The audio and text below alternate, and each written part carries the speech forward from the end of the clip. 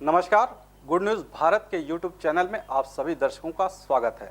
मैं हूं संजीव कुमार शर्मा और आइए देखते हैं आजमगढ़ की कुछ खबरें फटाफट अंदाज में।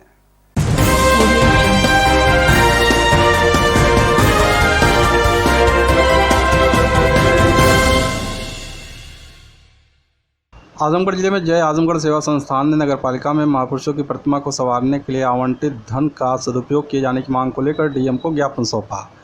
जिलाधिकारी कार्यालय पहुंचे जय आजमगढ़ सेवा संस्थान के पदाधिकारी संजय निषाद ने बताया कि नगरपालिका आजमगढ़ में नगर क्षेत्र में लगे महापुरुषों की साफ सफाई और सुंदरीकरण के नाम पर 28,08,019 रुपये जो आवंटित किया गया है उसका सही तरीके से प्रयोग किया जाए, क्योंकि कई सामाजिक संगठन महापुरुषों की साफ सफाई का कार्य कर रही हैं।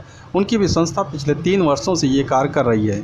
कई पार्कों के फव्वारे खराब हैं तो कई महापुरुषों के पेंट छूट गए हैं, कई जगहों पर टाइल्स टूट गए हैं। संस्था ने डीएम को ज्ञापन सौंप मांग किया कि ऐसे में जो पैसा आवंटित हुआ है उसे वहां लगाया जाए जहां पर ज़रूरत है।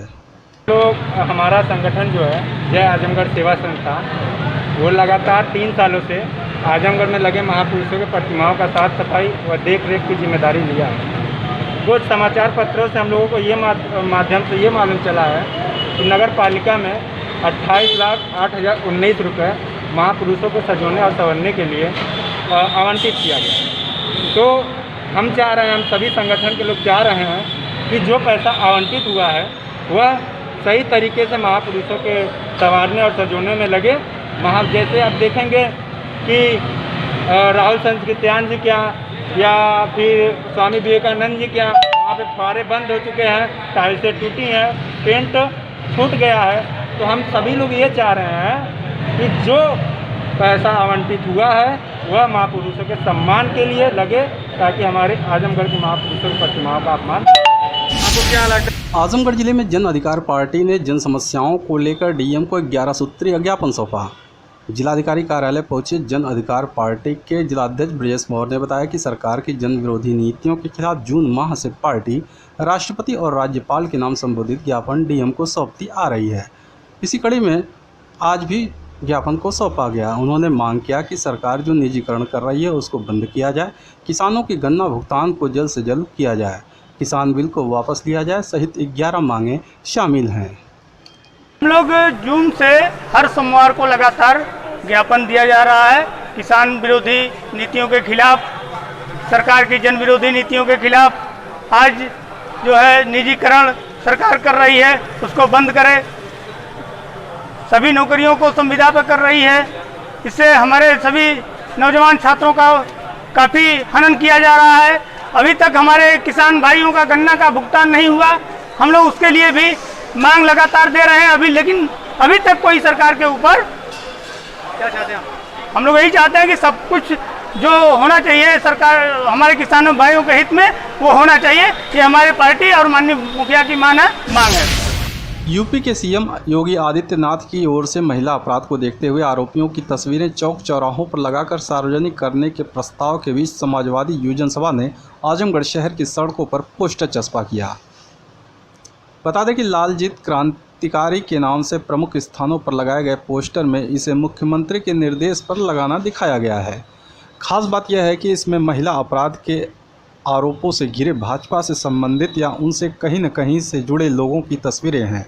फिलहाल इन तस्वीरों को लेकर पुलिस महकमे में हड़कंप की स्थिति है। युवजन सभा के लालजीत क्रांतिकारी की ओर से लगाए गए इन पोस्टरों में मुख्यमंत्री के निर्देश की बात भी पोस्टर पर अंकित की गई है। गौरतलब है कि महिलाओं संग होने वाले अपराधों को लेकर प्रदेश के मुखिया गंभीर हैं। यही कारण है कि उन्होंने महिलाओं संग होने वाले अपराधों के आरोपितों के फोटो चौराहों तिराहों पर लगाने की बात कही थी। शासन की तरफ से तो ये सिर्फ एक प्रस्ताव था, लेकिन आजमगढ़ में इन पोस्टरों को चस्पा भी किया गया। इन पोस्टरों में भाजपा या भाजपा के नज़दीक रहे उन लोगों के चेहरे शामिल किए गए हैं जो महिला अपराध के आरोपों से घिरे हुए हैं या सजा पा चुके हैं। फिलहाल इन पोस्टरों को लगाने से पुलिस महकमे में हड़कंप की स्थिति मची हुई है।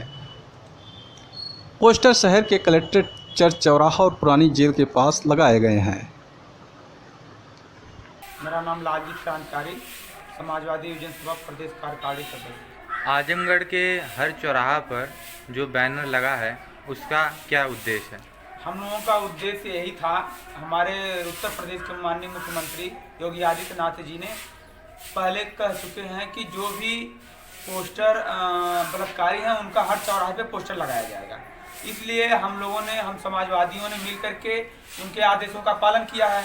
उनके ही पार्टी के जो बलात्कारी हैं उनके ही पार्टी, चाहे चिन्मयानंद हो, कुलदीप सेंगर हो, रहीना ठाकुराइन हो, चाहे रीना ठाकुर हो, चाहे जो भी बलात्कारी हैं उन लोगों का हम लोगों ने हर चौराहे पे आजमगढ़ के जो है कि उन बलात्कारियों का फोटो लगा करके, तस्वीर लगा करके हम लोगों ने टंगवाया है कि ये हमारे उत्तर प्रदेश के या देश के बलात्कारी लोग हैं। इसलिए हम लोगों ने इनका पोस्टर लगा करके और मुख्यमंत्री जी के आदेशों का पालन किया। तो वहीं पोस्टर चिपकाए जाने के मामले में एसपी सुधीर कुमार सिंह ने बताया कि मुकदमा पंजीकृत कर लिया गया है, आवश्यक कार्रवाई के लिए निर्देश दिए गए हैं। कुछ स्थानों पर समाजवादी युवजन सभा के कुछ पदाधिकारियों द्वारा पोस्टर लगाए गए थे जो कि आपत्तिजनक थे। इस पर तत्काल मुकदमा पंजीकृत कराया गया है और इसमें आवश्यक कार्रवाई की जाए। आजमगढ़ डीएवी कॉलेज के छात्र नेताओं का दुर्व्यवस्थाओं को लेकर परिसर में क्रमिक अनशन तीसरे दिन भी जारी रहा। इस दौरान छात्र नेताओं ने अपनी 17 सूत्रीय मांगों को लेकर जमकर नारेबाजी भी की। डीएवी कॉलेज छात्र अध्यक्ष अमर बहादुर यादव ने बताया कि पिछले 3 दिन से वे छात्राओं की समस्याओं को लेकर क्रमिक अनशन पर बैठे हैं, लेकिन अभी तक न तो कोई प्रशासनिक अधिकारी पहुंचा और न ही कॉलेज प्रशासन के लोग ही वार्ता के लिए आए। उन्होंने कॉलेज की दुर्व्यवस्थाओं को बताते हुए चेतावनी दी कि यदि उनकी मांगें पूरी नहीं हुई तो वे सभी छात्र नेता आमरण अनशन शुरू कर देंगे।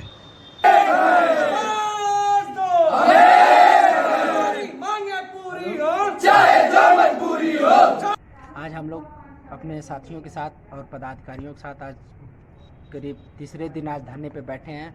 हमारे अपनी जो मांगे हैं उसको लेकर अभी तक ना प्रबंधक समिति से कोई हमसे मिलने आया, ना प्राचार्य की तरफ से कोई आश्वासन मिला है और न किसी अधिकारी के द्वारा हमें कोई आश्वासन अभी तक नहीं मिला। 3 दिन से हम करीब धरने पे बैठे हैं और न एक भी हमारी मांगे पूरी। हम कॉलेज की दुर्व्यवस्थाओं को लेकर आज तीसरे दिन धरने पे बैठे हैं और अगर हमारी मांगे नहीं पूरी होंगी तो ये अनशन आमरण अनशन में तब्दील हो जाएगा। हमारी मांगे हैं प्रमुख रूप से सबसे पहले जो प्रवेश परीक्षा में जो गलतियां हुई हैं, बीएससी और बीएससी के जो स्टूडेंट थे, बीकॉम और बीएससी में जो स्टूडेंट प्रवेश परीक्षा दी, उस प्रवेश परीक्षा में उन लोगों को हिंदी में प्रश्न पत्र दिया गया, जबकि हिंदी इंग्लिश दोनों में रहता है। उन लोगों को बहुत असुविधाएँ हुई हैं। तमाम बच्चों के फर्स्ट लिस्ट में नाम नहीं आए, वो परेशान है। सेकेंड लिस्ट में आएगा कि नहीं आएगा। हम लोगों को हिंदी में पेपर दिया गया, हमारा पेपर ख़राब हुआ है। उसको लेकर हम लोग मांग पे बैठे हैं कि उनकी जो प्रवेश परीक्षा शुल्क ली गई थी उसको वापस किया जाए। खबरों में हो चला है एक छोटे से ब्रेक का। मिलते हैं ब्रेक के बाद। आप देखते रहिए गुड न्यूज़ भारत।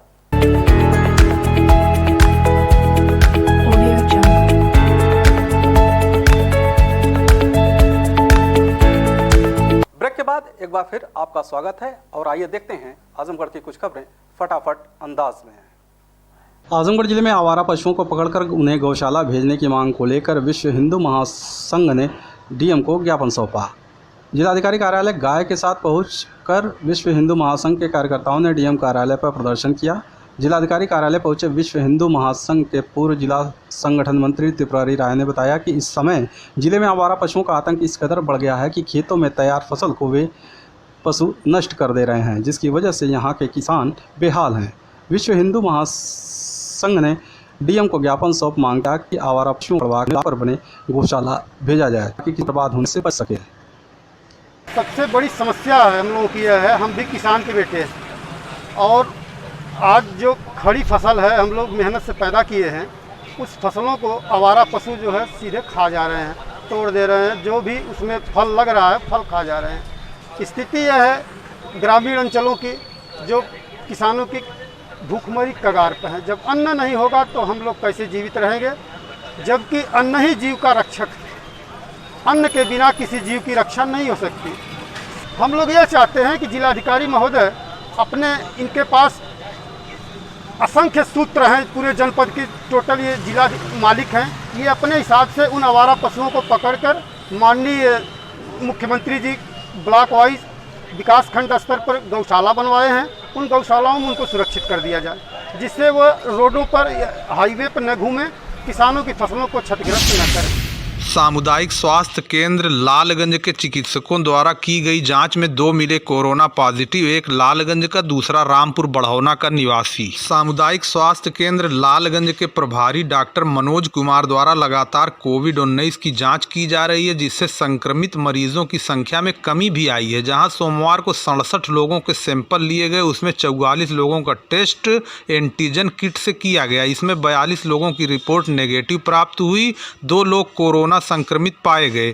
23 लोगों का टेस्ट RT-PCR द्वारा किया गया, जिसकी रिपोर्ट 1-2 दिन में प्राप्त होगी। CHC incharge doctor Manoj Kumar ने पुष्टि करते हुए बताया कि पॉजिटिव मरीजों में एक लालगंज का निवासी है तो दूसरा मरीज रामपुर बढ़ौना का है। डॉक्टर मनोज कुमार ने बताया कि संक्रमित मरीज को होम आइसोलेशन में रखा गया है। उन्होंने कहा कि संक्रमित मरीज के आसपास के क्षेत्र को सील करके सैनिटाइज करने की प्रक्रिया आरंभ कराई जा रही है। साथ ही मरीज के मिलने जुलने वाले लोगों का भी टेस्ट किया जाएगा।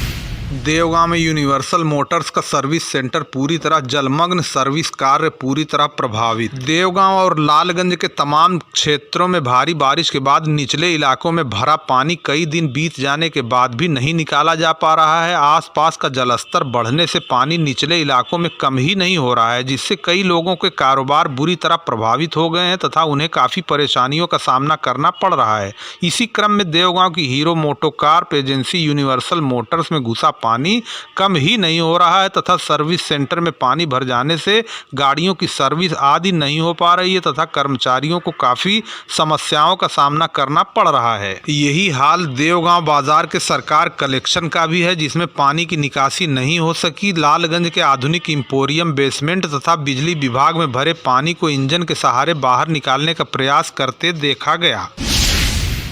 देवगांव में दुर्घटना में मरी गाय सड़क के किनारे पड़ी होने से उठ रही है दुर्गंध, लोग काफी परेशान। दूध बंद कर देने के बाद घर से बेदखल कर दी गई गायें देवगांव में सड़क किनारे भारी संख्या में देखी जा रही हैं। कभी ये बीच बाजार में मिलती हैं तो कभी बाईपास पर किसानों के खेत खाते हुए देखी जाती हैं। ये इतनी अधिक संख्या में हो चुकी हैं कि किसी के खेत में घुस गई तो उसका काफी नुकसान कर देती हैं। कहीं कहीं तो किसान इनके डर से खेतों में रात भर पहरा दे रहे हैं। देवगांव के NHI 233 के मार्ग पर ये आती जाती गाड़ियों से दुर्घटना का शिकार भी हो जा रही हैं और सड़क के किनारे दम तोड़ देती हैं। इसके बाद ये सड़क पर पड़ी सड़ती रहती हैं, जिससे उठने वाली दुर्गंध से लोगों को काफ़ी परेशानी होती है। इनकी खोज खबर न कोई प्रशासनिक अधिकारी ले रहा है और न ही इनकी कोई अन्य ही खोज खबर किसी संगठन द्वारा ली जा रही है। दूध बंद कर देने के बाद घर से निकाली गई ये गायें ऊपर वालों के भरोसे सड़कों पर जीवन यापन करती देखी जा रही हैं और यही गाड़ियों की दुर्घटना का शिकार भी हो रही हैं। लालगंज क्षेत्र में गौशाला कम होने के चलते इनकी जिंदगी बद से बदतर होती जा रही है, जो बेहद दुखद है।